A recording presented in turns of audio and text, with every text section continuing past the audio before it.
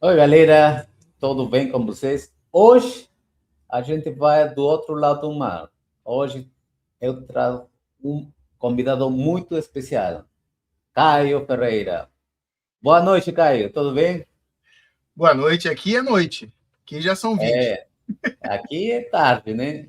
E no Brasil é já tarde, ainda é tarde mesmo por lá, né? Hoje, esse fuso horário a gente não tem como fazer mais tarde, né, Caio? Infelizmente. Mas, vamos que vamos. Isso Tem, depois. até se a gente começar em algum momento aqui, sendo umas 10 horas da noite, por exemplo, também não tem problema. Tá bem. Pode Sim, ser já para depois um laboratório mesmo, um lab aí, Caio. Um vai ser um prazer. segundo episódio aí. Beleza, Caio. Muito contente, cara, de conversar com alguém de lá de Portugal mesmo. Eu tenho já muitos amigos por lá e pouco contato com eles, mas que bom que hoje a gente vai falar do outro lado da moeda, né? Como é a situação por lá. Mas antes de chegar nesse momento, eu queria saber o porquê e como que Caio entrou neste mundo maravilhoso de TI. Conta um pouco Olha, aí seus inícios, cara. olha, isso foi uma história muito interessante, porque eu tinha 7, 8 anos de idade e a minha mãe trabalhava em um banco brasileiro. E esse banco brasileiro resolveu fazer uma mudança interna de tecnologia, né, de computadores. E na época só os bancos tinham. E minha mãe levou para casa um XT ou um AT. Aí pronto, já viu. Já era o DOS ainda, tela verde. E eu acostumado com. Eu fiz curso de datilografia, né? Usando máquina de escrever. E quando minha mãe chega, tá lá o computador, o gabinete ao lado, e a capa e o monitor. E eu lembro claramente de estar teclando no teclado velho e olhando para a tela assim, não entendendo como é que a letra estava chegando lá. Porque na máquina de escrever você bate no botão, né, na tecla, vai a perninha na fita e sai na folha. E eu no computador não estava entendendo. Minha mãe chegou, só colocou a mão na cabeça, monta isso. Eu falei, mãe, não estou entendendo. Como é que a letra está chegando ali, mãe? E aí foi assim que começou. Depois foi. Curiosidade, né? Depois não teve jeito. Foi, na adolescência fiz datilografia também, usando o computador e tudo. Então fiz não parei mais. E depois chegou o 98, 95, eu acho que eu usei todos os sistemas operacionais. Eita, es el modem, ¿no? Llegando el barulhinho ese que no existe más, ninguém sabe qué más ese barulhinho do modem, né? Verdade, verdade. Verdade. Os Teletubbies, né? Aquela telinha do Teletubbies. Aquilo Mas era bacana. aí, já diretamente você se formou na carreira ou tive ainda outros desejos aí na profissão? Olha, eu não tive muito como escapar. Eu sempre tive a sorte de ter contato com tecnologias. Então, na época que ninguém tinha videocassete, eu tinha. Na época que ninguém tinha videogame, eu tinha. Então, eu sempre tive esse contato com tecnologia. O computador acabou sendo mais um no escopo, né? E aí eu comecei com isso de toda hora dava um problema, chamava um colega no Windows 98, tinha que reinstalar tudo via disquete. E aí, com o tempo, eu falei, não, vou parar de chamar ele e vou começar a fazer o mesmo. E aí Eita, comecei com essa brincadeira, depois comprava o computador velho, limpava ele todo, reinstalava o sistema operacional e vendia. Botava mais um dinheiro, comprava, e assim foi. E continuei, não tinha como. Foi aquela paixão que eu tive assim que eu recebi o primeiro computador. Gostei muito quando já comecei a mexer com sistemas operacionais e realmente comecei com Windows, com DOS, depois com Windows 95, cheguei a usar o 9.1 também. Então, depois disso, não teve mais como. Eu fui vendo os colegas, os amigos com problema no computador e depois eu fui ajudando eles a consertar. Em algum momento, começaram a me chamar para consertar o computador da tia, da colega, da empresa, e aí não teve mais jeito. Chegou a época da Lan House também, então aquilo foi uma virada de chave, porque a maioria dos técnicos teve o primeiro contato, entre aspas, corporativo com Lan House, que era aquela tipagem de, no mesmo ambiente, ter vários equipamentos. Então, a maioria, pelo que eu conheci, que eu me lembro da época, não começou nem atendendo a empresa. Foi realmente começando com aquela coisa de lan house e já era um meio corporativo, digamos assim, né? Era um ambiente pequeno, com vários computadores que toda hora dava problema. E daí eu parti para atender empresas. Foi quando eu abri a RD Informática, em 2008, vendo que quando eu ia consertar os computadores das empresas, eu via que a maioria delas me chamava, porque tinha um técnico que não respondia o telefone, tinha um técnico que marcava um horário. E a oportunidade aí, né, Caio? Sim. Então, eu comecei a ver que as empresas estavam sendo atendidas por técnicos que estavam acostumados com atender clientes e não empresas. E aí começou isso. Falei, poxa, então eu tenho que fazer alguma coisa. E aí acabou que a empresa que eu estava trabalhando fechou. E no Brasil nós não podemos trabalhar em 2 empresas ao mesmo tempo, que lá nós temos uma Nessa época, né? Nessa época, porque antes do Covid, né? Não, até que no Brasil isso persiste. Lá nós temos a carteira de trabalho. E a regra trabalhista diz que se você tá lá assinado a sua carteira de 8 da manhã até as 5, você não pode trabalhar em 2 empresas nesse horário. Se você for trabalhar em alguma outra empresa, tem que ser de 5 para cima. Então, eu não pude trabalhar. Minha carteira estava trancada dentro da empresa que fechou. E aí eu falei, olha, tá na hora de abrir a minha. Olha, mas como é que você vai abrir a sua empresa? Você não sabe nada disso. Eu falei, olha, se eu não fizer nada de errado que eu vi nas empresas que eu trabalhei, a minha vai dar certo. Esse foi o start. Caio, quanto tempo você ficou trabalhando para outros? Para outras empresas, eu cheguei a passar por 5 empresas. E 4 delas faliram. Naquela época, os componentes eram muito caros. Vinham principalmente do Paraguai, por ser valores mais acessíveis, né, digamos assim. Onde que morava você no Brasil, para que as pessoas saibam? Eu sou do Rio de Janeiro, carioca da Gema. Maravilha. Eu não tenho sotaque não, cara. Engraçado. Depende muito. Eu sempre trabalhei eu comecei com isso de atender cliente, tudo muito cedo. E aí, as empresas que eu trabalhei atendiam a domicílio. Então, a gente tinha que evitar falar palavras erradas, ser mais educado possível, evitar sotaque. Com o tempo, eu fui perdendo também, até para não ficar puxada. Aqui, PRG Shell fala assim, né? E quando ele caiu na Real e migrou para o Linux. Essa foi boa.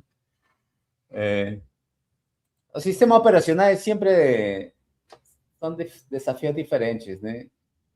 Uma coisa é a nível usuário, outra coisa é a nível campus e outra coisa a nível WAN, né? Mas por onde você se encantou? Eu sempre gostei, e eu percebi isso muito rápido, que eu sempre gostei de lidar com pessoas. Parar com a pessoa, entender qual o problema que ela tem e tentar ajudar. Isso juntando com a parte técnica, né, de gostar de consertar computador, ver algo quebrado e gostar de saber que foi você que consertou, olha, aquilo está funcionando, porque eu sabia consertar. E aí eu falei, poxa, eu acho que encaixou uma coisa na outra, não tem muito para onde correr. Eu literalmente sentava com cada utilizador, tentava entender o problema, porque é muito complicado quando você não entende sobre aquilo e está tentando passar a informação de um problema. E eu sempre fui a pessoa de parar e tentar literalmente entender o que estava acontecendo no computador. Porque existe defeitos intermitentes, para cada uma pecinha, existe 1000 defeitos diferentes, e depois ia lá e consertava. Então, o que me encantou foi justamente isso, essa minha facilidade com lidar com as pessoas, interpretar e entender o problema delas, ter paciência também, porque isso é complicado quando a gente sabe de uma coisa e a pessoa não sabe te explicar e alguns ficam nervosos com isso. Eu não, fico tranquilo, para tentar entender e ajudar a pessoa. E juntou com a parte técnica, que eu sempre fui apaixonado por tecnologia. Então, foi aí que eu comecei com isso. Caio, é bacana o que você está falando, porque de um jeito ou outro, você sabe que soft skill é muito importante na carreira, né? Primordial, eu diria. Eu acho que ninguém dá certificado, né? Eu sempre falo isso, né? Ninguém dá um certificado para você, falando assim, né? Esse cara é bom em soft skill, né? É uma questão já que você tem que correr atrás, né? Ele fez muita diferença em sua carreira, porque eu acredito que o hard skill você pega na raça, no dia a dia, é muito mais fácil, ao meu ver, eu não sei como que você pensa nessa questão. Eu acredito que a soft skill ela é algo também que pode ser trabalhado. Porque se a gente parar para pensar na nossa vida como um todo, a gente vê que tudo que a gente faz em qualquer ambiente pode ser projetado para um outro, seja bom ou ruim. Se você é uma pessoa que conversa com as pessoas, para e realmente escuta elas, tenta entender, é uma pessoa que ajuda muito as outras quando tem problemas. Ou seja, você tem como projetar isso, por exemplo, para ir trabalhar no meio corporativo, que é extremamente importante isso. Já existem hoje empresas tentando dar nome às pessoas que vão hoje em dia na empresa, entendem as dores da empresa e conseguem pensar numa solução para solucionar aquela dor da empresa. Ou seja, literalmente, a pessoa que senta, escuta a outra, entende e depois chega e senta lá e tenta desenvolver alguma coisa ou leva para o grupo de desenvolvimento. Então, acho que é muito isso. Dá para aprender a ter uma soft skill. E se você chegar ao ponto de, literalmente, entender que não é bom nisso, também tem espaço para todo mundo. Na vida corporativa e pessoal, existe o front-end e o back-end. Então, você, na área de TI, você tem como ser isso. O rapaz que fica lá na salinha e só recebe os problemas e vai embora. E não lida com praticamente ninguém. Também tem. Mas o soft skill é algo extremamente importante, ao meu ver, hoje em dia. Porque você tem que parar e entender o problema, a dor daquele que está te chamando, solicitando, para resolver. Porque o cliente só vai, olha, isso aqui não liga. Às vezes ele só sabe aquilo. Ele não Cara. sabe dizer para você que a tela está preta. Não ligou, mas a tela está preta. Porque tem lá um pontinho piscando no cantinho. Então a máquina ligou. Isso que às vezes a gente não sabe como perguntar, né, cara? E é falta mesmo dessas habilidades, falaria eu, né? Mas a gente aprende, né? Acredito piamente que sim. Eu acho que é só uma questão de entendimento de projeção. É entender o que você não é bom ou uma coisa que você acha que não é bom. E você vai e tira de outro canto. Como eu disse, se você for um bom ouvinte, se você for um bom colega, você tem como ser um rapaz que tem uma ótima capacidade de atender suporte. O que é um suporte? É você parar, ouvir o que está acontecendo e depois usar a sua capacidade técnica para tentar achar o problema, sem criar novos, de preferência. Com certeza, cara. Quanto tempo você esteve nesse empreendimento, Caio, por lá no Brasil? Essa empresa teve em torno de 12 anos aberta. E depois eu acabei vindo para Portugal e alguns clientes não gostaram do fato de não ter o Caio tomando conta da RD Informática. Então, por mais que eu tivesse o cuidado de colocar alguém para finalizar, para dar continuidade aos contratos... Calma aí. Quero ver esse pulo de você nessa transição. Por que decide sair do país? Tive uma oportunidade? O que aconteceu aí? Você viu algo que fala assim, cara, aqui tem uma oportunidade de negócio, eu preciso experimentar e tomar um risco, né? Eu sou do Rio de Janeiro e, como tal, nunca fui muito conformado com essa parte do não cuidado dos meios públicos, digamos assim, com a violência, com como que isso desenvolve e afeta o cidadão. Então, isso sempre me incomodou muito no Brasil. Corrupção, violência, isso sempre me incomodou muito. E o Rio de Janeiro tem muito desse problema. E eu atendendo clientes e até na minha vida pessoal, rodei muito pelo estado do Rio de Janeiro. E aquilo sempre me incomodou muito. E chegou uma hora que, para mim, deu um basta. Aconteceu uma tentativa de assalto comigo, depois aconteceu com o meu filho, e o meu filho realmente conseguiram assaltar meu filho. E eu falei, poxa, está na hora de procurar algum lugar que eu consiga não ter esse problema na minha equação como pessoa. Segurança, né? Sim. Porque eu tenho capacidades, eu sou uma pessoa esforçada, sou honesto, tenho muitas qualidades, mas eu acho que ter esse tipo de cuidado o tempo todo, e esse medo até, tá incomodando a minha vida, tá atrapalhando o meu desenvolvimento como pessoa e como profissional, porque tem lugares que eu não podia ir. Tem lugares que eu ia que eu não podia dizer que eu era do lugar tal. Isso não existe. Isso é privação de liberdade. E isso eu nunca gostei. Então eu falei, poxa, tá na hora de buscar algo que eu consiga tirar isso. Mas foi sua motivação, né, Caio? Que todo esse entorno foi sua motivação para dar esse pulo. Foi o fator principal, foi a violência. Eu costumo dizer que eu amo a minha terra, mas não gosto do meu país em si. Porque o país parece que não ama os cidadãos. Então a minha terra é maravilhosa. Eu como uma manga, coloco o caroço no chão, aquilo nasce. A terra é maravilhosa. A política e a administração interna que realmente parece que eu estava casado com uma esposa que não me amava.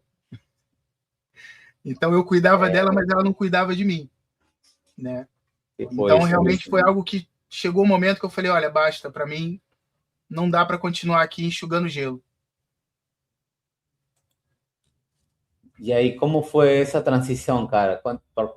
Assim, porque não é fácil, né, Caio? Você sair do seu país, ir a algo desconhecido, sempre afeta em alguma coisa, né? Como que foi isso para você?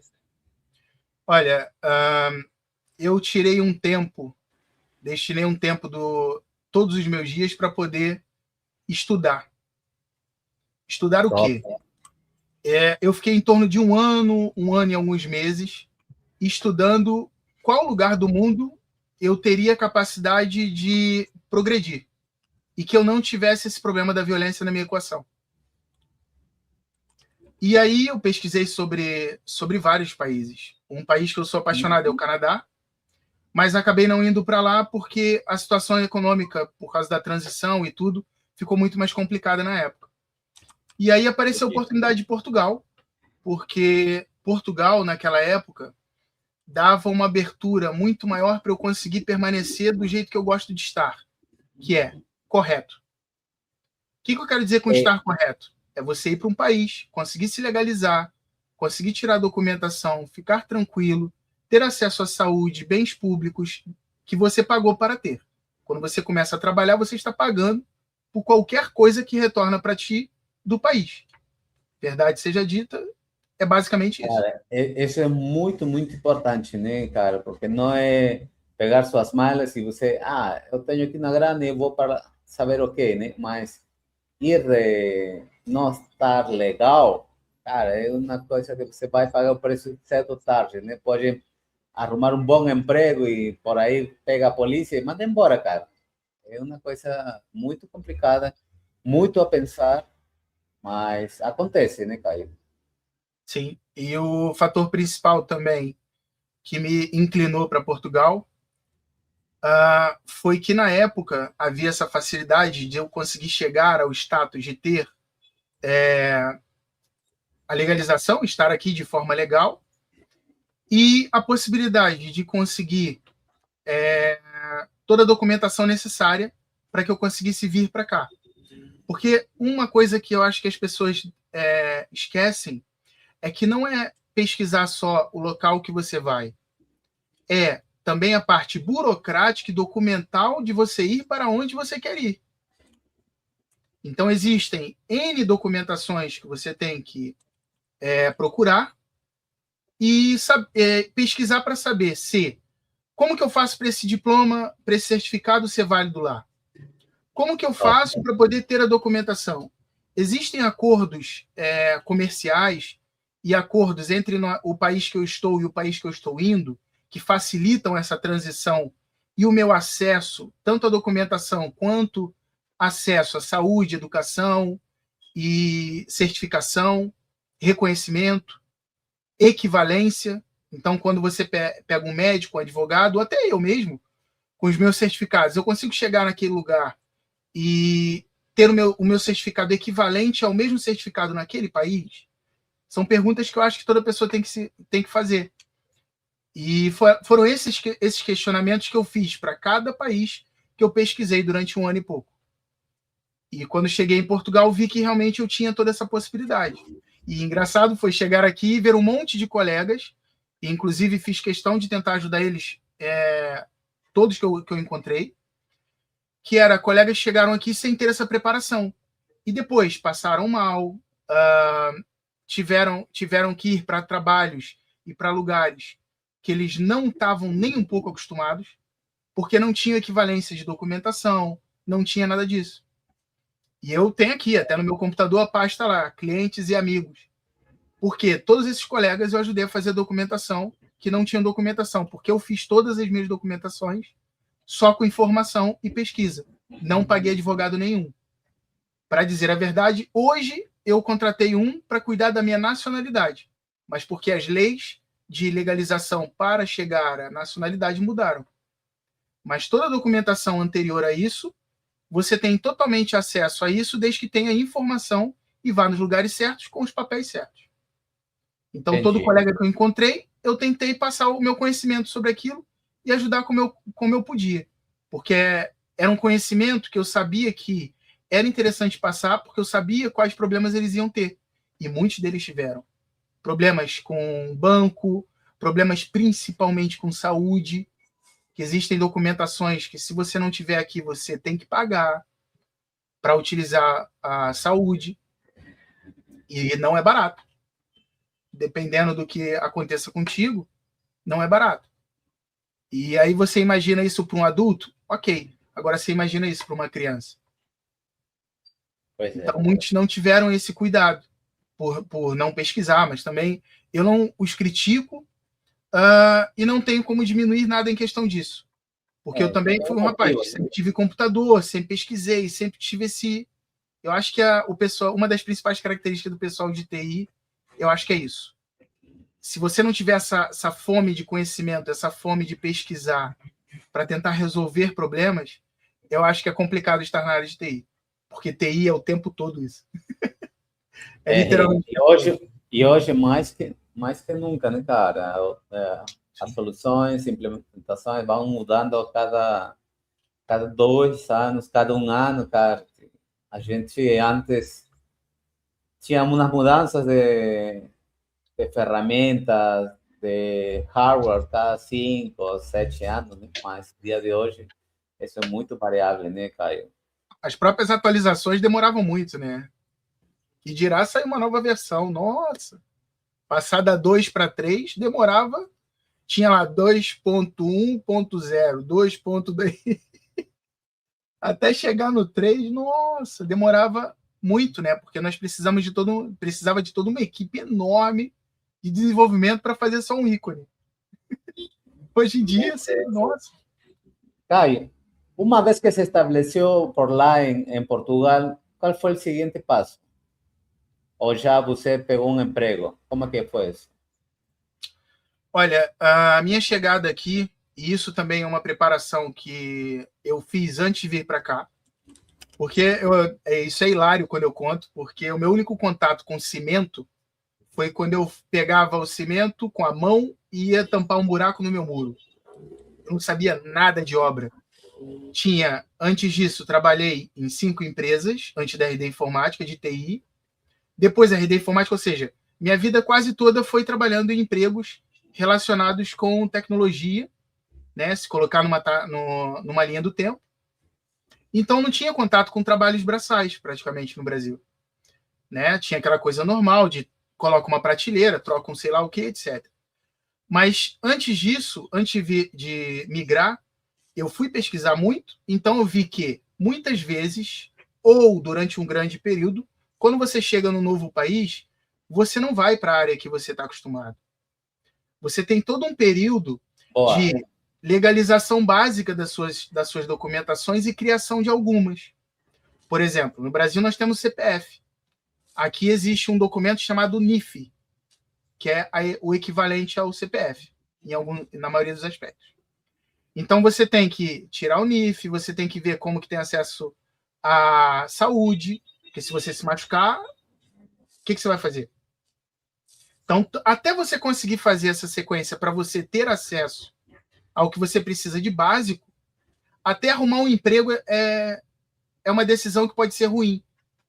Porque se você se machuca ou passa mal, você não tem como fazer isso. Ou até alguns empregos você não consegue por não ter documentação nenhuma. Então, quando eu cheguei aqui, eu fui diretamente procurar qualquer emprego. Eu estava preparado no meu psicológico para, pelo menos nesse período de legalização e preparação para ser um cidadão que usufrui dos benefícios de estar aqui, eu estaria num segmento totalmente diferente do que eu já trabalhei na vida. E Entendi. foi literalmente o que aconteceu. Eu fui de obra em obra, perguntando se eles precisavam de alguém. Na época foi interessante, que eu tinha 93 quilos, quase 94 quilos, e eu vim para cá, realmente, tomei uma decisão que eu julgo ruim, não aconselho para ninguém fazer o que eu fiz, porque eu não tinha muito dinheiro quando você converte do real para o euro, então você fica com muito pouco dinheiro. Para o dólar também, mas para o euro é pior. E eu vim para cá com pouco dinheiro. E quando eu cheguei aqui, eu fui logo tentar conversar com o máximo de pessoas possíveis que estivessem na mesma situação que eu, que é imigrante. E muitos deles, até antes de eu vir para cá, falavam nas redes sociais que acontecia muito de você trabalhar e na hora de receber, por você não ter documentação nenhuma, eles não te pagavam. Aí você fica assim, uau, isso pode acontecer? Sim, pode. E podia. E é complicado. Então, qual é a decisão que eu fiz? Eu tomei uma decisão extremamente absurda. Eu cheguei aqui com exatos, eu não esqueço desse número, eu sou péssimo com números, mas eu não esqueço desse número. Exatos 811 euros no bolso. Eita. Foi só isso que eu tinha. E quando eu cheguei aqui, eu fui para o trabalho. E eu pensei comigo, falei, nossa, fazendo os cálculos aqui de estar no hostel, conseguir comer, se eu me machucar, como que eu pago o hospital? Se eu trabalhar e não receber, eu vou me ver numa situação extremamente complicada. Qual foi minha ideia? Falei, eu vou no extremo. Então, Tommy, eu tomei essa decisão. Eu passei mais ou menos 1 mês e meio fazendo exatamente uma refeição por dia. Para que eu tivesse o mínimo de gastos possíveis para conseguir estar dentro do lastro de pelo menos 2 meses. Ou seja, os meus cálculos foram, se eu trabalhar isso 1 mês e eu receber, eu somo com o que eu tiver ainda no bolso. No outro mês, se ele não me pagar, eu tenho lastro para buscar outro emprego. E aí eu fui e fiz isso. Mas Olha, sempre tem preço a pagar, Caio. Em Uhum. qualquer situação da vida, a gente tem um preço a pagar, né, cara? Sim. Não é tão irreal essa situação que a gente vive no dia a dia, né? Você quer alguma coisa melhor, cara, tem que pagar um preço em algo. Você quer Tem que ir se ao próximo preparar para nível, isso, principalmente aqui. é Primordial. e RD, como que ficou em Rio? Você falou que as pessoas procuravam você, como que foi essa questão aí? Quando eu vim para cá, ainda existiam contratos com empresas em aberto, ou seja, ainda vigentes. Então, o que eu fiz? Eu deixei um colega meu no Brasil atendendo essas empresas e o que ele precisava, eu dava suporte remotamente. Porque ele entendia muito de Windows, entendia muito... Como é que eu posso dizer isso? Ele era aquele técnico que estava mais acostumado a atender o utilizador comum do que propriamente empresa. Ele se dispôs a ir comigo nas empresas durante meses para entender e ver como que a empresa funciona e como que o Caio tratava essas empresas e a RD Informática tratava esses contratos. Então, poxa, eu não podia deixar que ninguém falasse mal dele nem nada do gênero. Quando tentavam, não, tudo bem, ok. Não, Caio, aqui não é o Caio, não é... Já, tudo bem, não tem problema. já cortava logo, ia por aí. E uma das empresas foi interessante. Aí veio uma pessoa aqui muito especial que está aqui assistindo a gente, que é o Júlio, é meu amigo pessoal, o pai do Shell. Gosto muito desse rapaz, hein? Eu chamo ele de rapaz, que eu já conheço ele há um tempo. Quando eu conheci ele, já tinha cabelo branco. E esse meu colega não sabia muito de Windows, não sabia muito de Linux. E eu já estava atendendo as empresas com servidores NAS, com firewall, e eu tive que continuar dando esse suporte. E uma das empresas, a terceira empresa, foi uma das empresas que teve uma atitude complicada. Ela não me avisou nada, não falou nada. Quando chegou na hora de vencer o contrato, ela simplesmente não me avisou que ia romper o contrato. E depois entrou em contato comigo pedindo para que eu desse treinamento para o rapaz que eles contrataram para lidar com todo o aparato que eu deixei lá, de firewall, de servidor NAS, funcionando com Debian e tal. Eu falei, olha, me desculpa, não vai rolar. No contrato está lá escrito que vocês têm por norma que me avisar um mês antes, 3 meses antes. E vocês não fizeram. Ah, não, mas ele não entende de Linux. Desculpa, eu não posso fazer nada. Inclusive, vocês tiveram essa postura e a minha vai ser, olha, vocês agora tiveram essa postura, lidem com as consequências. E, Tommy, foi super engraçado. Eles trocaram tudo para Windows. Não deu 3 meses. Pegaram um ransomware que mandou 30 anos de dados da empresa no chão. Tiveram que pegar todos os hard disks, levar para São Paulo, tentar fazer recuperação. Como que eu sei disso? Eles foram e contactaram o meu colega. E meu colega sempre... Eu não consegui essa empresa através da RD Informática, então a minha postura é a RD Informática que resolve. Ah, mas não tem mais RD Informática. Ok, então resolva de outra forma. Mas tinham ali em torno de 1 terabyte de arquivos, como que eu posso dizer? Arquivos valiosos. Não era download, né? Não. Toda a preparação de servidor minha passava por identificar a criticidade e o valor de cada dado. Então, os dados que estavam naquele servidor, de quase 1 terabyte, eram dados extremamente importantes, de 30 anos de empresa, que agora estavam totalmente corrompidos e inacessíveis. Porque eles trocaram tudo que eu tinha feito em Linux, toda a segurança, para Windows. A própria Microsoft usa Linux nos servidores dela. Aí não dá, né, cara? Não tem nem argumento. Então, RD paralisou suas funções depois desses cierres de contratos lá no Brasil? Sim. Porque todo contrato tem que emitir nota fiscal, tem toda uma burocracia que você faz por trás da empresa, tendo movimentação ou não. Então, após terminar os contratos, eu fechei a empresa em 2022. Mas e aí, como é que você decide novamente abrir por lá também, não, essa empresa? Como é que já constitui? Como é que você novamente, depois de um trabalho que não era de suas funções, você entra na Byte, por falar assim, né? Como é que chega essa oportunidade de entrar novamente na área? Então, isso partiu de um outro plano meu.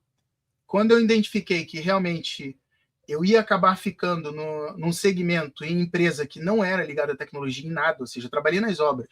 Eu estava carregando balde de cimento, subindo 3 lances de escada, saco de entulho, era esse o meu trabalho. Eu cheguei de 94 quilos, cheguei a 70 quilos. Minha irmã me via, falava, vem, você tá doente? Não, tô 100%, mas envergado, assim, magrinho. Aí a minha ideia foi... Em parte foi bom, né, Caio? Porque, cara, você tava com sobrepeso, né, cara? Um bocadinho, pá. Um bocadinho. Para 1,72 m, 94 quilos, é quase um botijão de gás, né? É demais, cara. E aí, a minha ideia foi, eu identifiquei que realmente não ia ficar, então eu coloquei em prática o que eu tenho na minha vida, que é, eu não vou ficar chateado, não vou chorar mais do que eu já chorava, porque doía, não era fácil. Tinha dias que eu estava parado no meio das obras com a lágrima descendo porque estava doendo a coluna, as juntas, o braço. Era realmente trabalho muito pesado. E para um cara que nunca trabalhou nisso, era extremamente complicado, porque eu já não era novo, eu cheguei aqui com 37. Pois Eu hoje é. estou com Aí 45, faço já em outubro 45. Então a eu já fatura trazia base. um pouquinho. Eu já trazia marcas e dores de bicicleta, cair de bicicleta, quebrar isso, ou machucar, ou torcer aquilo. Mas E é com outra coisa. Trabalhar 37, em começar a construção trabalhar, não é dá. outra coisa, cara. É outra coisa. Então, meu plano foi: eu vou utilizar isso como um fim para um meio. Nas obras, eu vou conseguir dinheiro, que é a Uhum. base principal para conseguir ter como faltar no trabalho sem ficar com fome, ter como pagar toda e qualquer documentação e deslocação para resolver toda a documentação que você precisa quando imigra. E quando eu cheguei aqui, tinha esse problema. Eu recebi algumas propostas de trabalho mediante aos certificados que eu tinha. Então, foi Galera, pega essa complicado. dica aí. Sim. O que acontece é o seguinte: imagina o seguinte, pensa na documentação, qualquer um que está aqui hoje, pensa em toda a documentação que você tem do seu país. Você pisa num outro país ao qual você só tem o passaporte. Então você acaba sendo um alvo fácil para qualquer tipo de burla, né? Qualquer tipo de pessoa que queira se aproveitar de você e de todos os aspectos possíveis. Porque você, nesse momento, você é uma pessoa vulnerável, porque você não tem documentação daquele país. Então, tudo para você é mais difícil de conseguir. Você vai no médico, você tem que pagar, você não tem direito à justiça gratuita. Então, se você colocar um processo em alguém, você tem que pagar o advogado, pagar o juiz, pagar, entendeu? Então, isso é muito complicado. Então, quando eu cheguei aqui, olharam aquela cena, mexe com TI, tá aqui vários certificados interessantes e tal, e jogaram valores assim obscenos. Era pagando tipo 20 euros a mais do que o salário mínimo daqui de Portugal, ou 50 a menos, entendeu? Eram coisas Aproveita a absurdas. situação, né? Sim, sim. Isso, pelo que eu já pesquisei com colegas e amigos, não é algo que é só daqui. Ah, é Portugal, é França. Não, não, não, não, não. É na Todo lugar Espanha. tem pessoas ruins e pessoas boas. Tem que ter isso na sua cabeça em todo lugar que você vai. Então não é chegar e pensar que YZ é isso e aquilo outro. Não, existem pessoas boas e ruins em todo lugar. E quando você é imigrante, você acaba sendo uma mão de obra vulnerável naquele país. Então, assim, pelo que eu vejo hoje, acabou sendo um presente. Eu estar fora do meu segmento, ganhar dinheiro suficiente para ir tratando da minha documentação. Tanto a documentação básica, como o Caio, como profissional na área de TI, que você tem que fazer equivalência dos certificados, do seu 12º ano, no Brasil se chama segundo grau, entendeu? Então você tem que ter essa preparação. Então o que eu pensei? Falei, olha, vou usar isso aqui um fim para um meio. Eu aqui nas obras tenho direito, tenho acesso a dinheiro e por estar num contrato de trabalho, que aqui não tem carteira de trabalho, aqui é por contrato. Você trabalhou em 10 empresas, você vai ter 10 contratos em papel, sabe? Então, com isso, eu vou conseguir todas as documentações que eu preciso para me legalizar em Portugal. O que eu quero dizer com isso? Eu coloquei na minha cabeça que eu ia ganhar dinheiro suficiente para, em algum momento, eu sair das obras e passar pelo menos um ano parado, sem trabalhar, estudando. Então, eu fui para os piores lugares de arrendamento, eu fui. Uma coisa prioritária para mim, para eu manter isso aqui funcionando, era saúde e comida. Fora isso, eu me meto em qualquer buraco para poder pagar e ter um custo fixo mensal menor possível. Para poder chegar ao objetivo, que era passar pelo menos um ano parado, estudando alguma coisa aqui, feita aqui, né? Uma formação feita aqui, e buscando o mercado de trabalho de Portugal, com o que eu tenho e com o que eu vou estudar.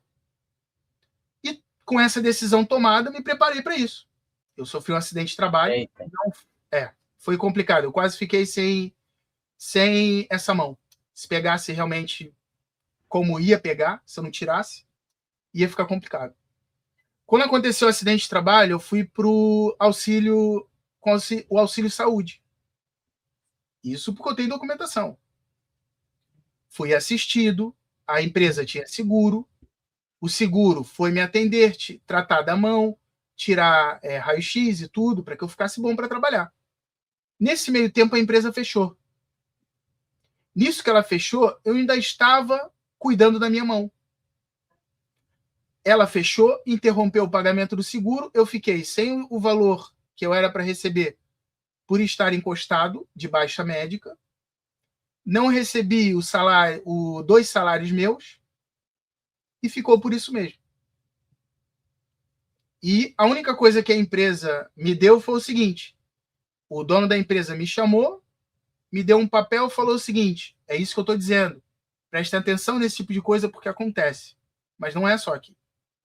Ele me deu um papel, que era o papel que me dava a possibilidade de ir para o auxílio-desemprego aqui de Portugal, e ele me deu o papel e falou o seguinte: eu só te dou esse papel aqui para você assinar se você abrir mão de todos os seus direitos que você tem por tempo de trabalho na empresa.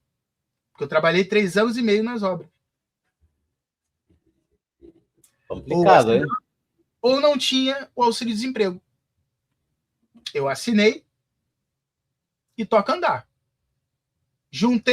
Peguei o dinheiro que eu tinha separado para o meu plano de passar pelo menos 1 ano e passei 2 anos estudando, juntando auxílio-desemprego mais o valor que eu guardei me preparando para esse momento.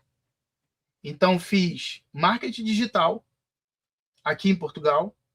Fiz a formação também, que aqui é conhecido como CCP, que me dá a possibilidade de ser formador pedagógico. Ou seja, hoje eu posso ir numa instituição que dá formação e ministrar essa formação de forma legal. Depois, fiz uma formação aqui que é chamado CET, C-E-T, CET de rede, que é uma classificação de formação que é como se fosse uma licenciatura, basicamente. E aí foi que eu consegui literalmente entrar na área de tecnologia aqui em Portugal. Só depois desses 2 anos de estudo. Que essa formação que eu fiz, o CET de rede, tinha duração de 1 ano.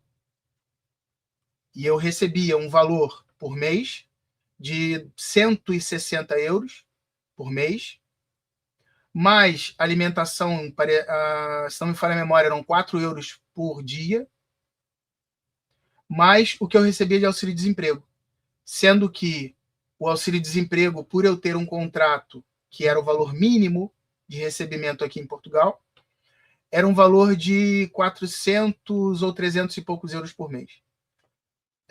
Entendam que eu estou dizendo todos esses valores porque eu acho que isso é uma informação extremamente importante para vocês. Eu não me importo com valores, dizer quanto que eu recebo, quanto que eu não recebi, não me importo com isso. Por quê?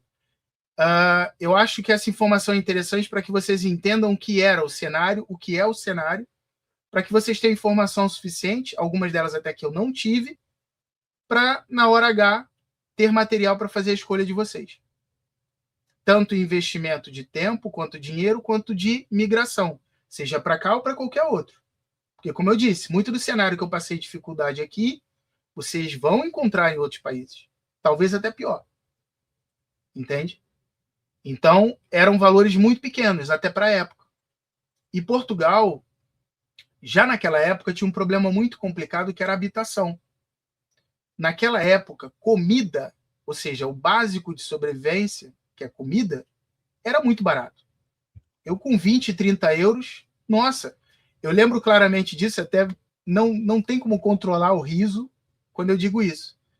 Naquela época, há 3, 4 anos atrás, ou seja, antes do Covid e entre o Covid, eu gastava por mês de comida, só com comida.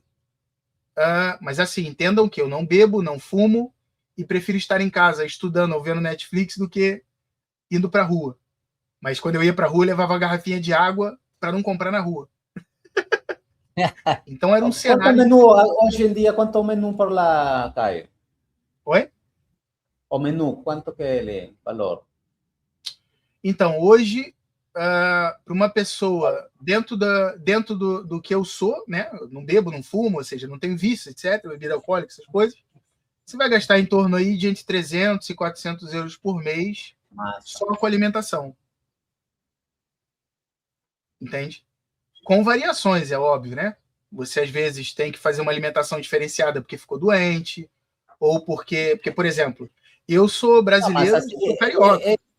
isso Ah, é a gente mesmo cozinhando ou a sim, gente comendo na rua? nós cozinhando, sem ir comer fora. É Ah, alimentação nossa. Eu ah, estava uma dizendo. refeição, Oi? uma marmita, qual é o valor de uma marmita por lá? Hoje, uns 12 euros. Doce.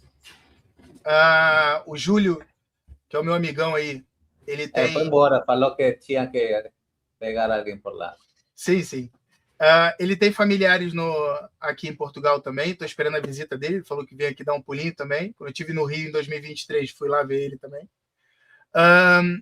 Lá, o Porto é um pouco mais barato, a questão do custo de vida. Ou seja, se eu comparar o norte com o sul, que é onde eu estou, que é Lisboa, temos aí uma variação hoje de em torno de 11 a 13 euros média do que seria uma refeição básica aqui. Entendi. Por lá também fazem aluguel de quartos, dormitórios só? Sim, sim. Que é um outro cenário, por exemplo, que no Brasil nós não estamos acostumados. Então, por isso que eu disse que a preparação aqui é muito importante. No Brasil, só quem aluga quartos é universitário. Eu nunca morei num quarto. Nunca na minha vida. Nunca, nunca. No Brasil, nunca, né? Eu sempre morei em casa ou casa própria.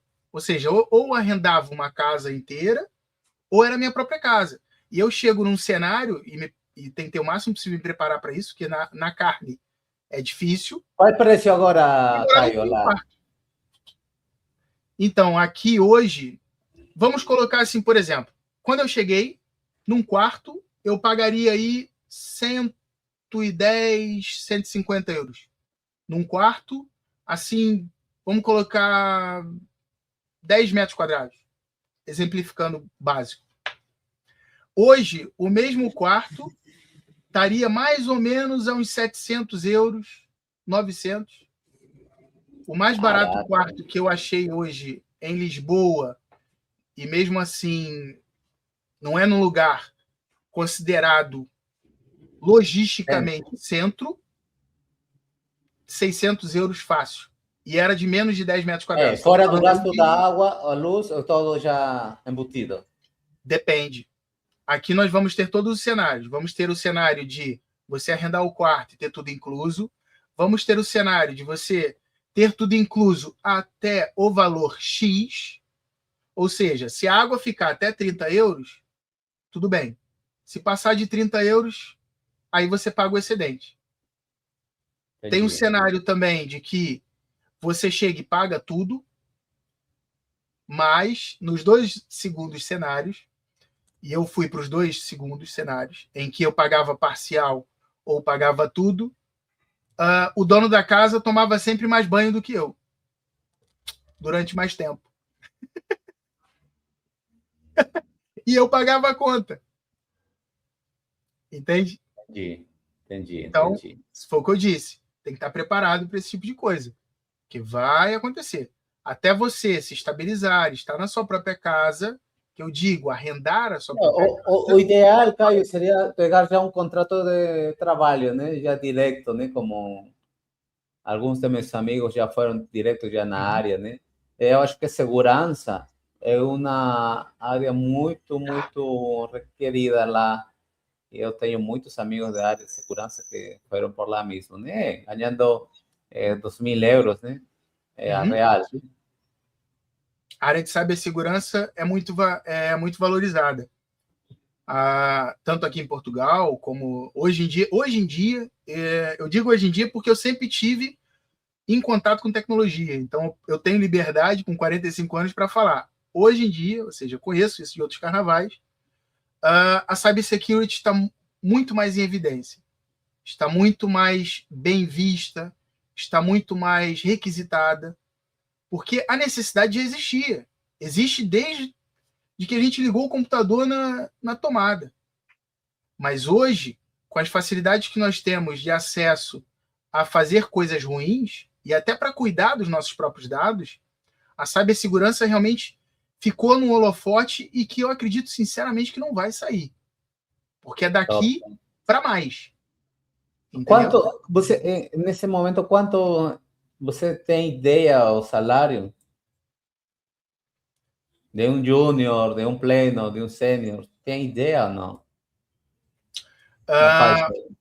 Um júnior vai estar, por incrível que pareça, vai estar aí na faixa de mais ou menos uns 1.500 até a faixa de 1.800. Agora, Tommy, e pessoas.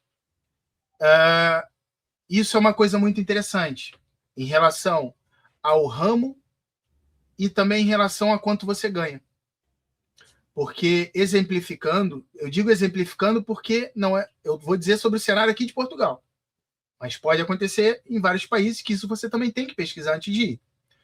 Aqui nós temos um cenário que não existe na Europa em lugar nenhum. Nós temos 9 classificações de rendimento. Então nós temos 9 posições de tributação em cima do que você ganha por mês. O que eu quero dizer com isso? O que isso atrapalha muito na sua vida? Atrapalha, por exemplo, na pergunta que você acabou de me fazer. Porque se eu ganho 1.500, quanto que eu vou ganhar líquido na minha conta? Mediante a tributação total que eu vou ter em cima do valor bruto que eu vou ter de salário.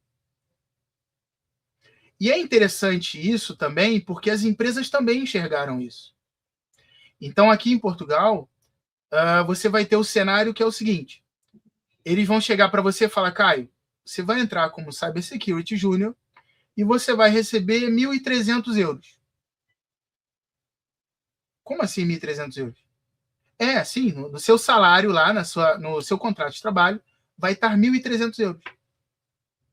Mas os 200 euros, por exemplo, de ticket de refeição, de cartão refeição, e eles aqui inventaram uma coisa muito interessante, que é ajuda de custo.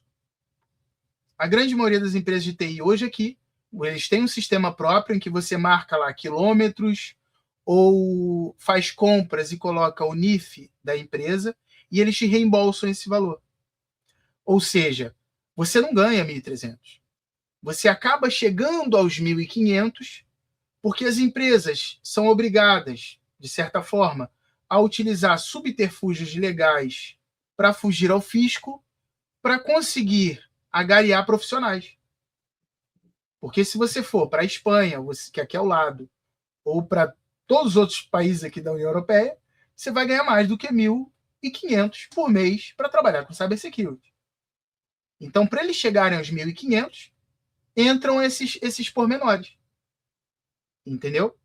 Que é uma coisa que as empresas tiveram que inventar para conseguir ter esses profissionais aqui trabalhando, porque não é justo. Principalmente se você colocar custo de vida, que aqui em Portugal já mudou. Como a gente estava falando do quarto. Como é que eu vou pagar um quarto de 700 euros? Um quarto de 700 euros? Cara, se eu ganho 1.100. Eu, quando morava na Espanha, cara, eu pagava 200, 250, até 300 reais em um chalete. Num quarto? Cara, mas era gigante, né? Morava aí com um colega aí, com piscina, com todo, cara, mas agora 700 euros um quarto, caraca. Sim. Inclusive, é muito interessante que você entra hoje no TikTok ou você entra no Instagram, você vê muitos portugueses mesmo fazendo anedotas, né? Fazendo brincadeira com isso.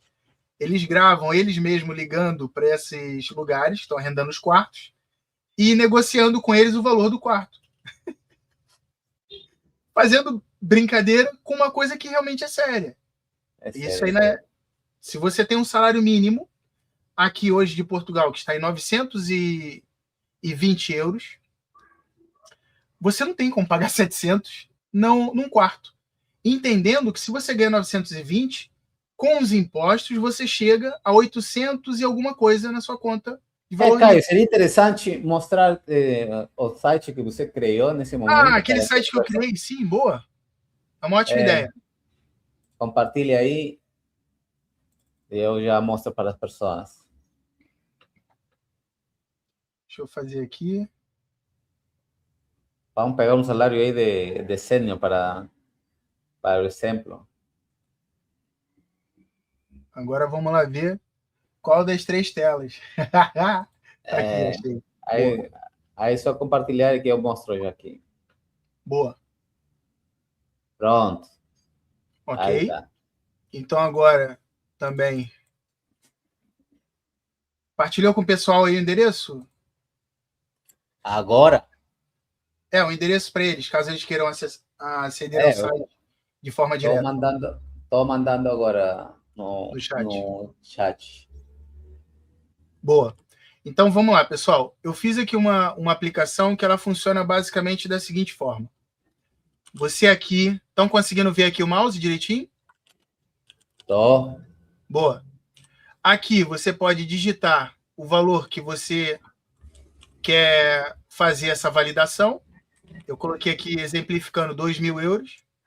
Depois aperta Enter.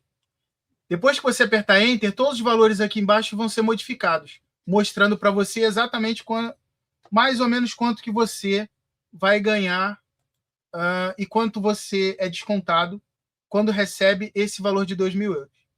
Então, como vocês podem ver aqui, recebendo 2.000 euros brutos, você vai receber em valor líquido na sua conta 1.420. Você custa para a empresa 2.475. E aqui você vai ter o desconto para a segurança social, que isso daqui é quando você precisa de auxílio. Por exemplo, você está desempregado, vai sair da segurança social. Quando termina o seu auxílio-desemprego, você recebe um apoio subsequente, caso você ainda não tenha conseguido o emprego, e sai tudo daqui, desse dinheiro que você colaborou. Eu gosto de fazer tudo certinho.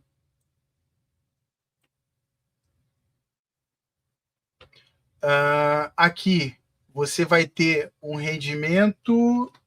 Você vai ter que trabalhar no mínimo 6 meses para conseguir ter acesso ao auxílio-desemprego. E aqui, vamos lá. Temos a regra do seguinte. Você tem vários pontos para levar em consideração. O tempo de trabalho, a sua idade e o valor que você recebia no contrato de trabalho. Uhum. Então, quanto mais próximo do salário mínimo aqui de Portugal, menos auxílio-desemprego você vai receber. Entendeu? Porque então, es 80%, en España era 80% do salário do contrato. Lá como que? Que mãe, que mãe. Era, né? Mas agora mudou todo. Eu já não moro lá mais. Está pior.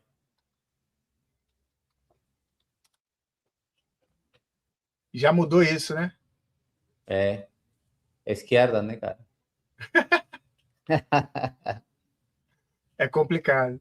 Olha, aqui você tem uma redução de em torno de 10 a 15%. Beleza. Isso quer dizer, galera, que se você ganha 1.000, vai receber seguro-desemprego 850 a 900 euros, basicamente. Mais ou menos. Eu recebia no contrato de trabalho, ou seja, o valor de contribuição em cima do valor do meu contrato de trabalho. Meu contrato de trabalho estava em torno de 1.300 euros por mês. E quando eu entro no auxílio-desemprego, vou receber 950. Mas se você estiver recebendo o salário mínimo aqui de Portugal, você vai receber o mínimo também. Então vai variar aí entre 400 e pouco, 500 e pouco. Eita, então não vai ser muito grande. Complicado, viu? Sim, então, quando você coloca com custo de vida, dói. Voltamos aí ao exemplo aí de situação familiar aí. Também mexe o salário, né? Sim, sim. Cada vez que você tem que mudar aqui, no meu caso aqui, solteiro, e não tenho nenhum dependente aqui em Portugal, ou seja, é sobre a minha responsabilidade fiscal. Se meu filho tivesse aqui e ele tivesse NIF, sendo meu filho, ele estaria sobre a minha responsabilidade fiscal. É igual acontece no Brasil. Por exemplo, aqui não tem nenhum. Quando eu chego e coloco aqui no mais um, altera quase nada. Significativamente, não muito, mas altera. Então aqui você vai ter o quanto você paga, quanto você recebe na sua conta. Então, o que a gente estava falando sobre os valores que você ganha quando profissional aqui em Portugal? O melhor possível aqui em Portugal é não chegar aos 2.000. Você consegue ter um retorno financeiro líquido na sua conta melhor se você estiver abaixo dos 1.000. Vamos colocar aqui na casa dos 1.900. Aí você consegue ter descontos menores. Em questão de percentual. Você pode ver aqui que eu ganhei 1.900. Aí vem 1.349 para minha conta. Se eu colocar aqui 2.000, 1.420. Entendeu? Então, quando você é cobrado também pelo valor anual que você recebe, que é chamado IRS aqui, ou seja, é o imposto de renda, é o imposto sobre a sua renda, esse valor aqui fica mais significativo. Por quê? O valor vai ser calculado em cima de 2.000. Então, o seu valor de imposto de renda vai ser maior do que se você recebesse 1.900. Então, mesmo que você seja um profissional muito qualificado, é interessante que você entre numa empresa que te passe valores justos ou quase justos, porque o valor aqui em Portugal é mais baixo de salário, que te pague tudo isso dentro desses meios que tem menos tributação. Porque não se engane, o seu cartão refeição, ele também sofre descontos, mas ele sofre menos. Por isso que o cartão refeição é alto. O auxílio, o ajuda de custo, a tributação também é mínima.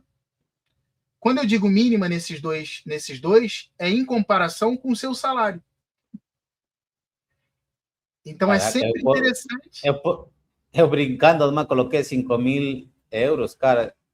Eles tiram mais de 2 contos. Eita feira, cara.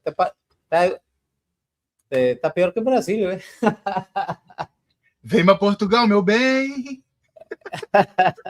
Quem domina inglês é muito mais fácil de ir para outro país e já arrumar um novo emprego, assim como você arrumou de Brasil para Portugal, de Portugal para Holanda, Irlanda, Alemanha, aonde você quiser, né?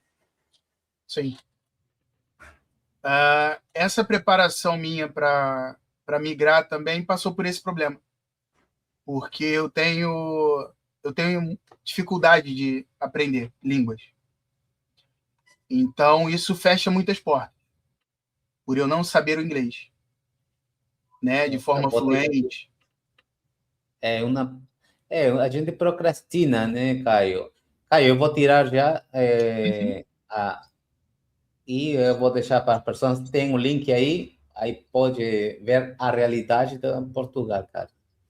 É assim, né? Cada quem decide aonde ficar, mas se você tem essa fome de ir além,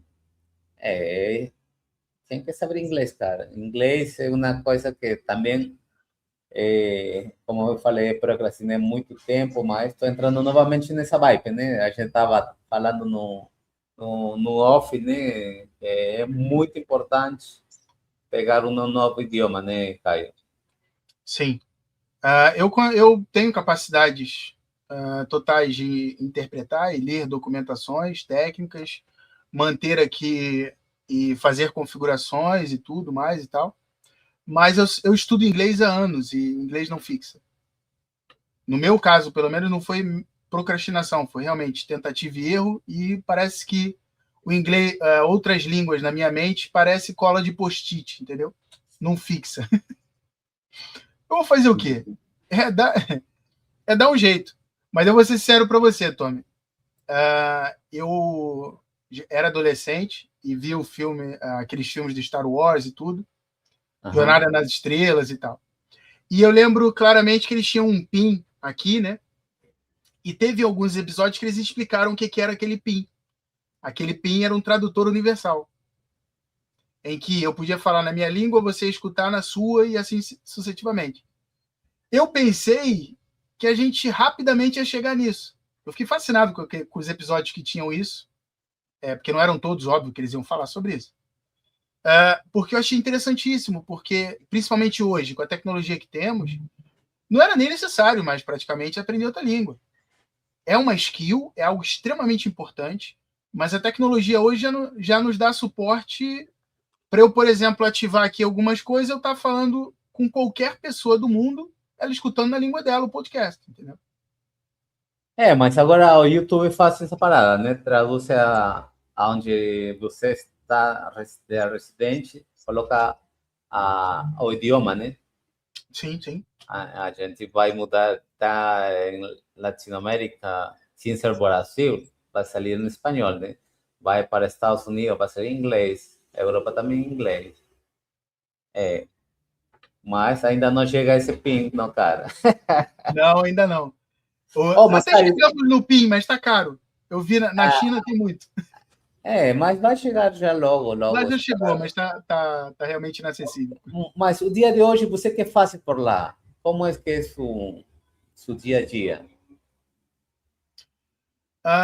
Eu hoje ainda estou em transição na empresa,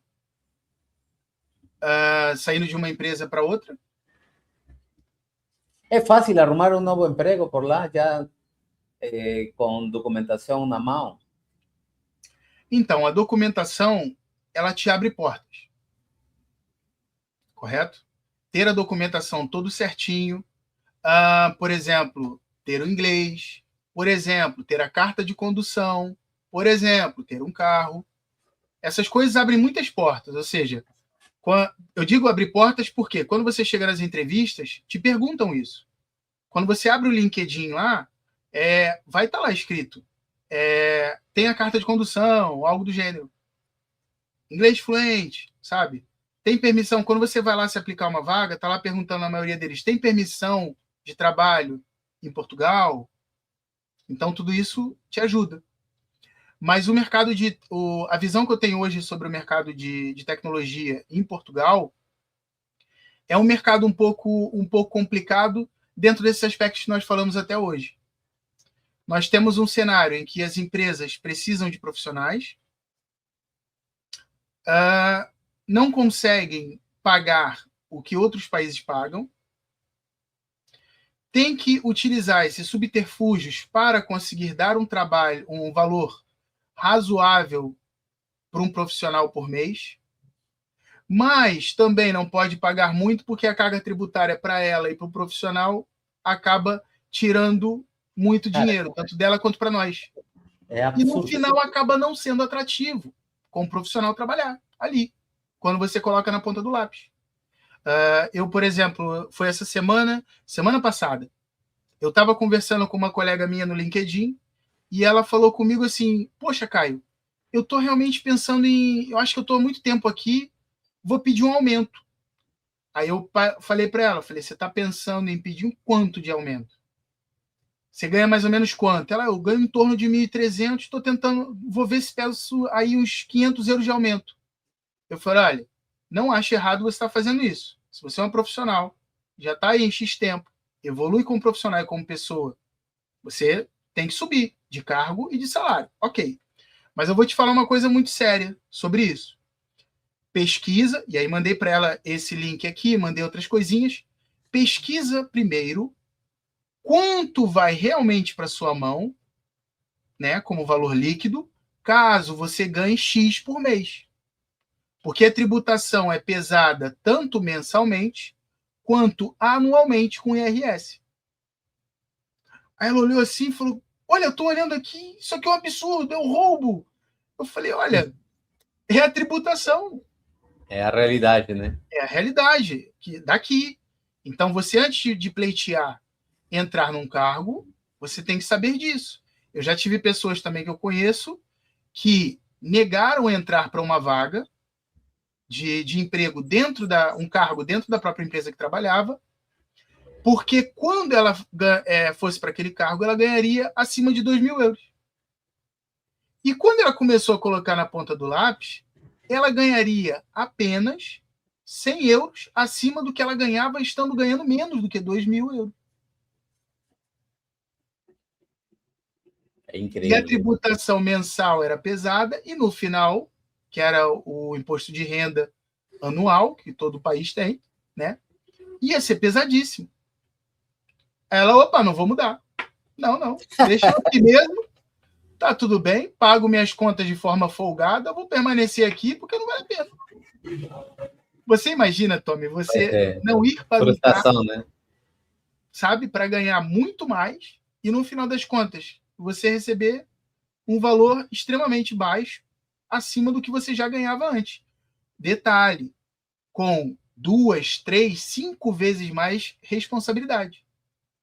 Porque entenda que nós, como profissionais, seja em qualquer área que for, mas eu vou colocar como exemplo nós da área de TI, nós temos que colocar também no peso a responsabilidade e a responsabilização que nós temos quando estamos num determinado setor. Quando estamos atuando, como por exemplo, cybersecurity. As responsabilidades que você tem, estudos que você tem que ter e manter, e conhecimentos, estão dentro do valor que você está recebendo? Estão dentro das vantagens que a empresa que você trabalha está te oferecendo?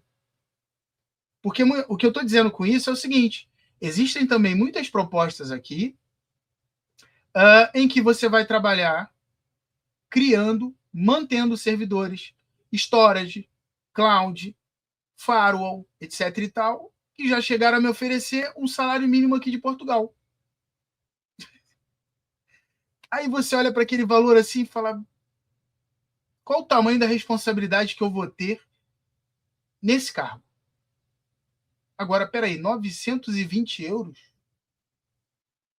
Aí eu falei, não, peraí, então, aqui dentro da minha mente, vou saber quais são os extras que ele oferece, etc. Tal. Tome, esquece. Lá, eu ia receber aí 1.050 líquido na minha conta. Eu falei, olha, muito obrigado, mas não vai acontecer. Me desculpa, mas eu não aceito. É por isso que pagam muito em negro, falam por lá, né? Por baixo da mesa, né? Pues, eu não sei como que falam por lá, o dinheiro que não entra nos Sim, impostos, né? no Brasil fala-se por baixo dos panos. É, Mas é basicamente isso. Mas foi o que eu disse, Tommy. Se não houvesse esses subterfúgios, nós receberíamos menos ainda. Porque no final das contas, se você receber realmente o que você tem que receber, no final, com os impostos, você receber muito menos. Então ia ficar pior ainda. Ou seja, é um cabo de guerra entre a tributação que o meu funcionário vai ter versus o valor que eu tenho que pagar para ele por mês versus justo para ele e para a vida dele o tanto que ele vai receber líquido na conta dele. Então, os recrutadores ficam passeando nesse limbo, tentando achar essa conta de maluco. Em que muitas vezes eles chegam para você e só mandam o valor. Com aquela, você vê na cara deles assim, com aquela cara de vendo aqui o currículo dele, acho que ele não vai aceitar. Você vê na cara da pessoa que ela está te mandando aquele valor e até ela sente que aquilo é extremamente básico. É quase ofensivo. Você vê isso, entende? Mas é o que cada país tem. Por isso, quando você vai migrar para qualquer país, tenha em consideração isso. Ah, mas dá trabalho.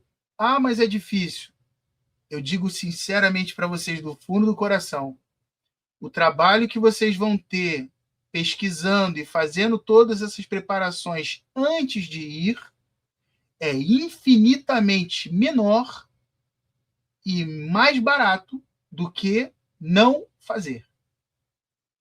Do que chegar aqui e ficar fazendo remendos ou tentando resolver as coisas estando fora do seu próprio país.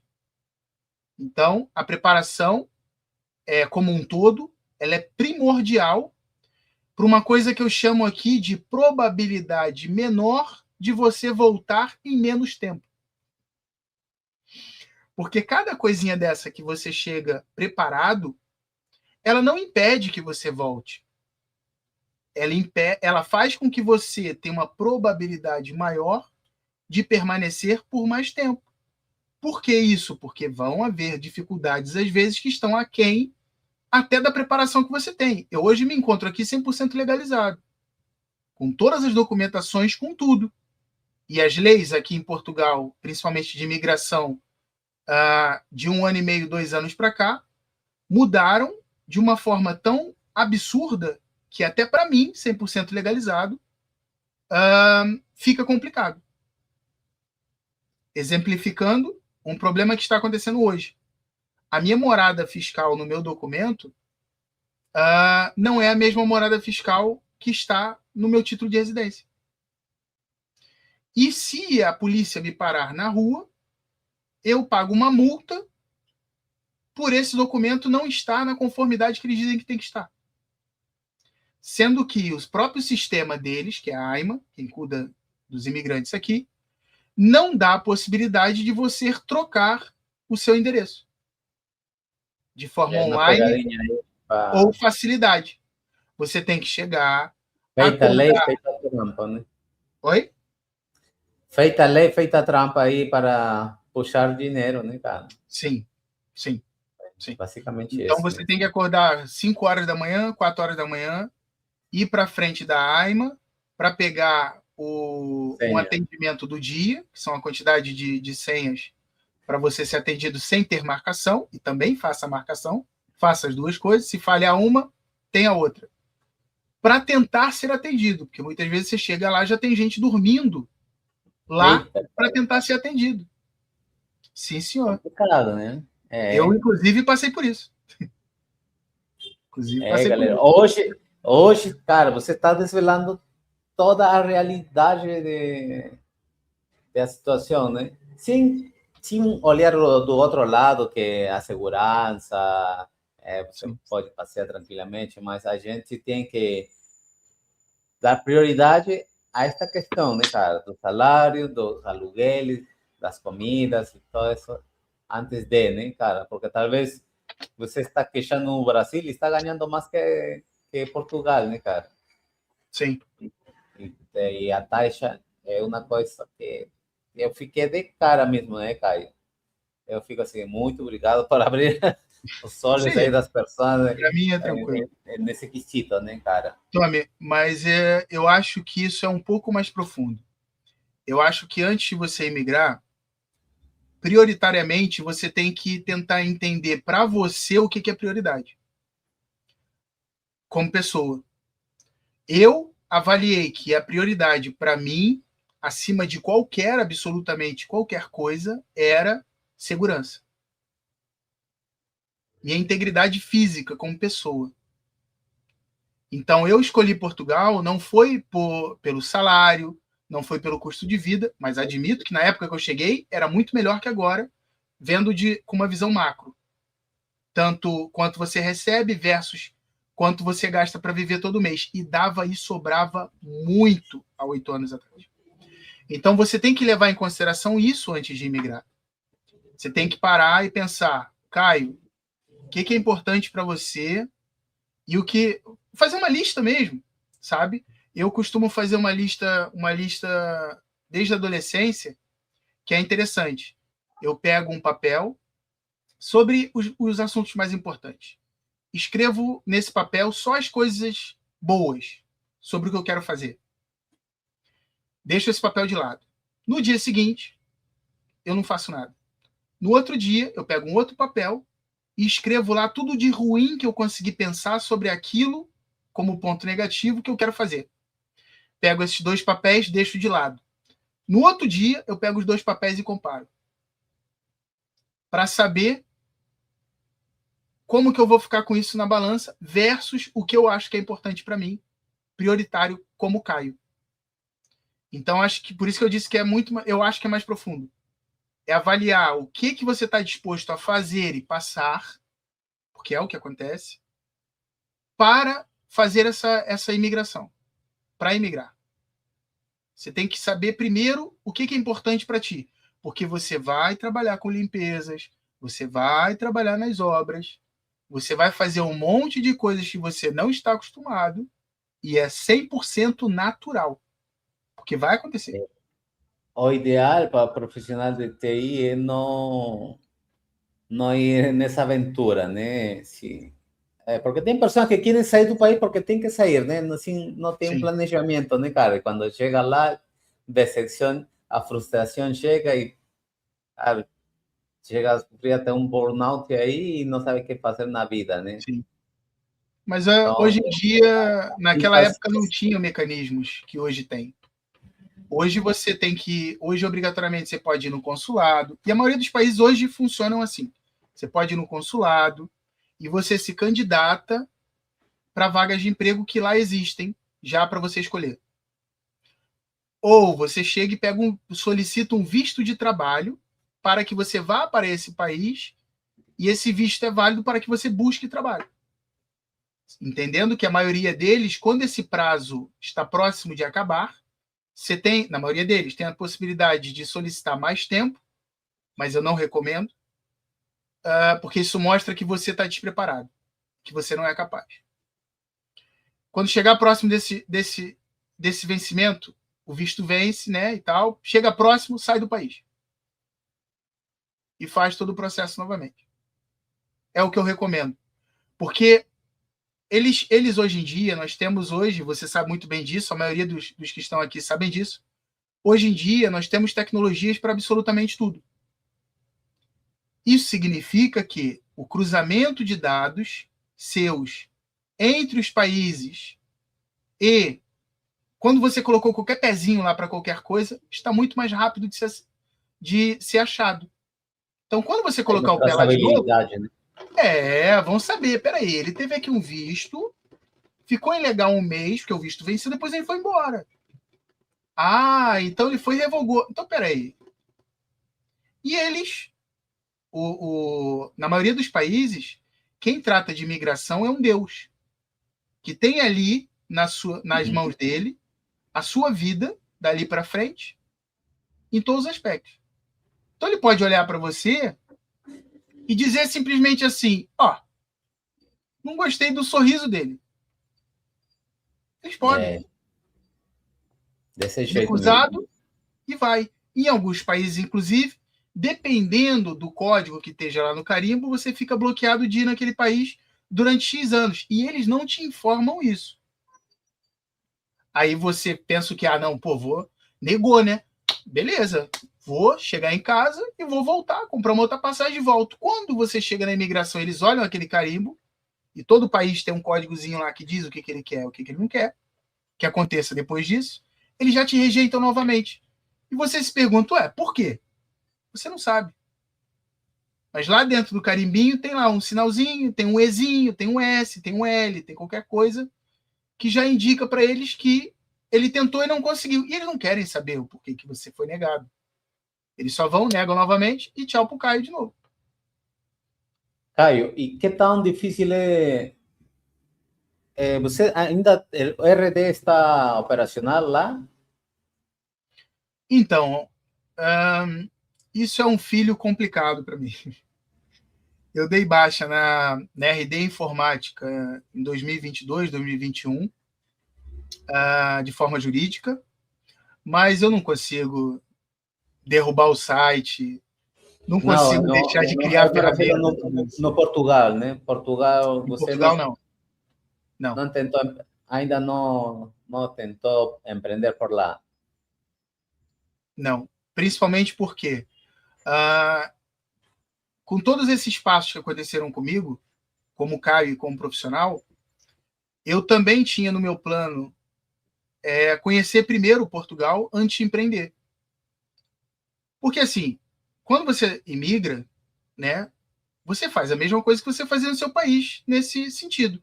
Quando você vai abrir uma empresa, você tem que pesquisar qual é o público-alvo, se esse público é mais pessoas ou empresas, se como cada um é atendido. Eles têm a cultura de chamar as pessoas na casa para consertar o computador, ou eles preferem levar na loja? Você tem Entendi. que. Eles gostam que esteja todo paramentado? Como que é na empresa? Qual o processo que você recebe se você fizer um erro? Entendeu? Como que você se legaliza para poder atender uma pessoa em casa? Então, tem um monte de estudos que você tem que fazer antes de pensar em empreender, Massa. seja em Boa, qualquer boa. assunto. Então, a mesma coisa que eu estou fazendo. Hoje, eu penso sim, e isso é complicado, que depois de você trabalhar e ter a sua própria empresa, trabalhar para os outros é extremamente difícil, de uma forma totalitária. Por mais que você seja uma pessoa resiliente, é um cenário totalmente diferente, trabalhar por conta própria e trabalhar para outras pessoas. Uhum. Eu hoje me encontro nesse patamar. Desde que cheguei aqui, estou sim olhando como que é o mercado português, como que o português pensa, como que é a cultura dele de tratamento comigo por ser imigrante, comigo como sendo imigrante para resolver um problema para ele. No meio profissional, como que eu e ele, estando no mesmo cargo, somos tratados, tanto pelos superiores como pelo meu igual. Então, tudo isso é um trabalho que você demora, às vezes, muito tempo para descobrir. Sempre tem um preconceito, né? Sim, isso é algo que É parte de, faz parte. Faz parte. faz parte. É isso Faz mesmo. parte. Mas ainda entra, na minha opinião, dentro dessa caixa de até o que você está disposto a suportar É para isso. manter a sua ideia. É bem complicado, né? Porque Ô, todo mundo tem o Caio, seu limite.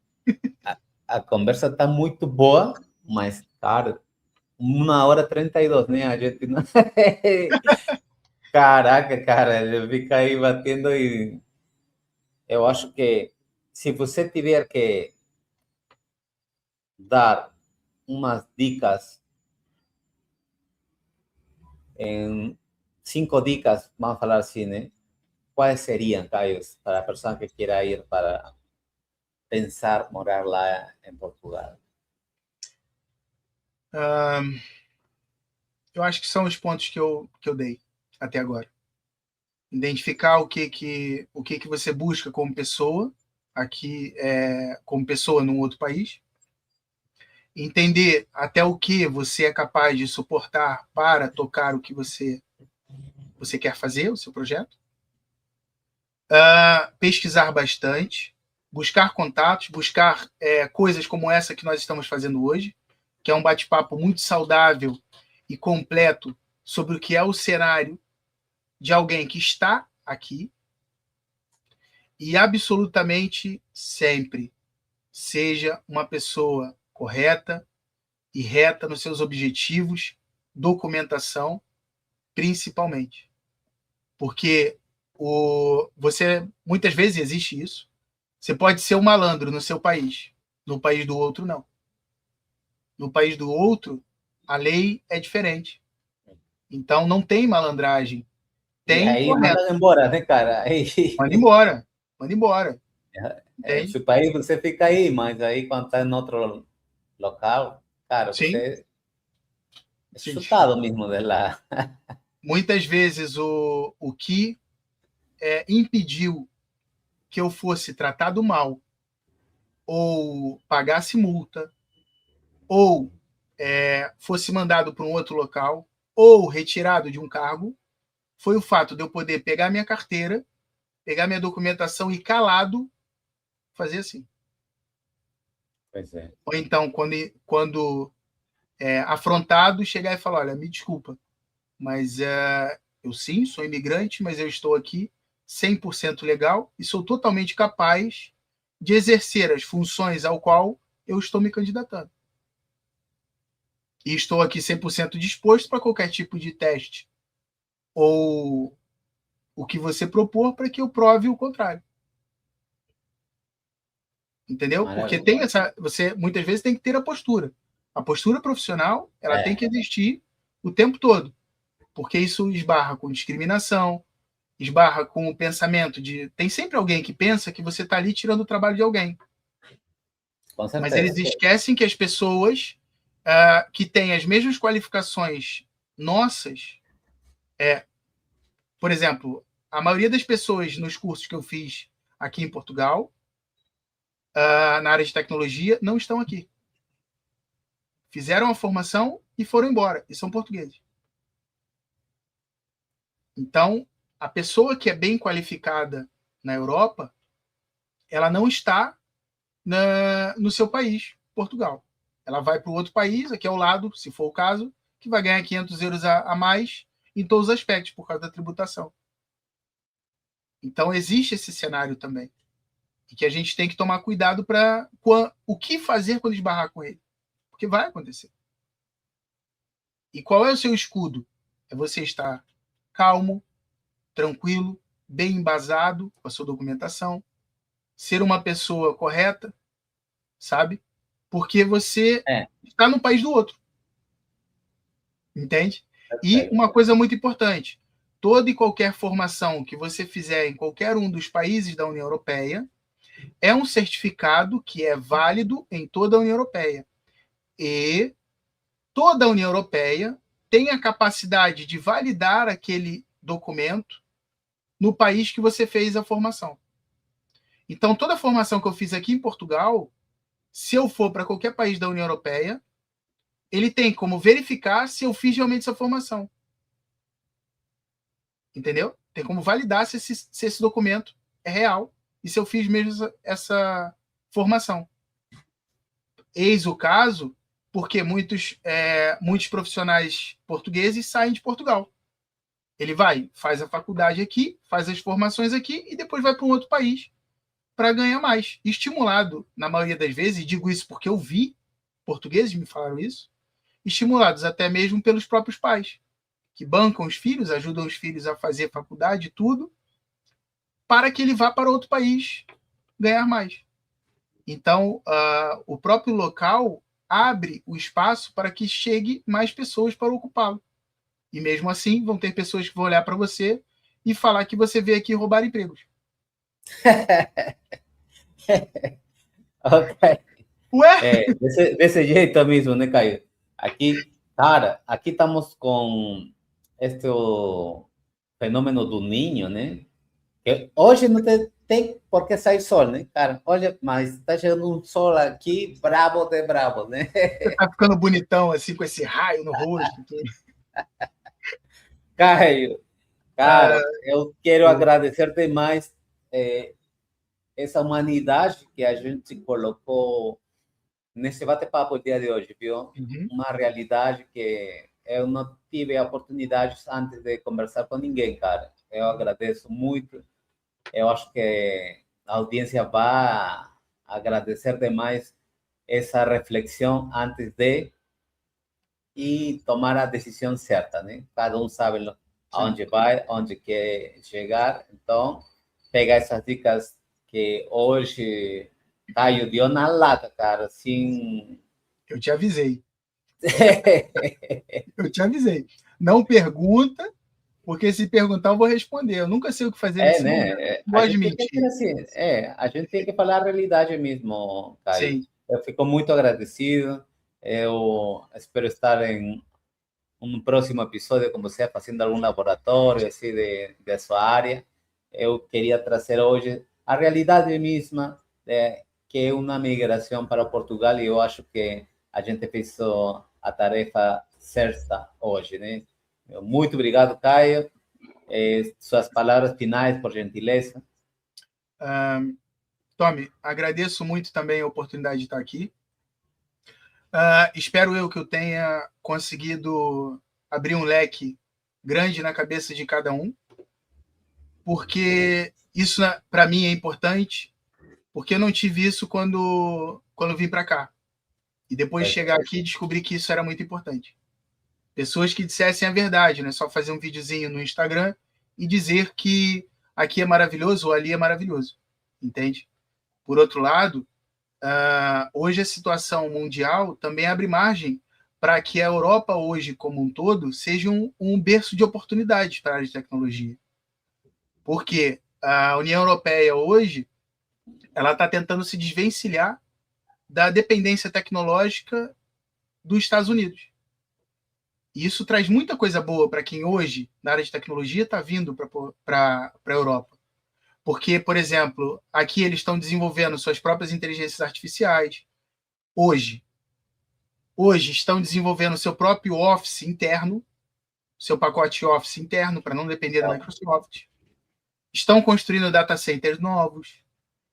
Então, né, é só mais uma coisa para entrar naquele pacote imenso de estudos de geopolítica e de movimentações na área que você é. Seja medicina, advocacia, TI, o que for. É um estudo que tem que fazer parte. E eu fico muito feliz de estar aqui hoje, poder passar isso para vocês, porque é isso que eu faço com os meus colegas também. A esmagadora maioria deles aqui tivemos essa oportunidade de trocar essa ideia quando me perguntavam, quando conversávamos sobre tecnologia e sobre documentação, que é muito importante. Então, ter a oportunidade de hoje de estar passando isso para mais pessoas, para mim, é muito gratificante. Porque tenho certeza que, por eu ter passado por isso, tenho certeza que muito do que eu falei aqui vai estar acrescentando muito para as pessoas que estão pensando em migrar hoje, seja para a União Europeia ou para fora dela. Então, isso também remete à importância do trabalho do Tommy, de estar abrindo esse espaço, esse bate-papo. Inclusive, é interessante porque é um bate-papo que, às vezes, a gente tem entre duas pessoas ou num grupo de amigos, e a internet hoje nos possibilita fazer a mesma coisa com um monte de gente na janela olhando. E que, às vezes, faz assim e escreve alguma coisa para a gente responder, que é aqui no chat. Então, acho que isso mesmo, colabora Caio. muito. Caio, muito obrigado, cara, por contar sua história. E eu espero encontrar-se em um novo episódio mais para frente. Um grande abraço, meu caro. Galera aí, se tem alguma amizade ou um conhecido que está pensando em migrar, encaminhe esse vídeo para ele. Deixa seu like aí e a gente se vê no próximo episódio. Tchau, tchau, galera.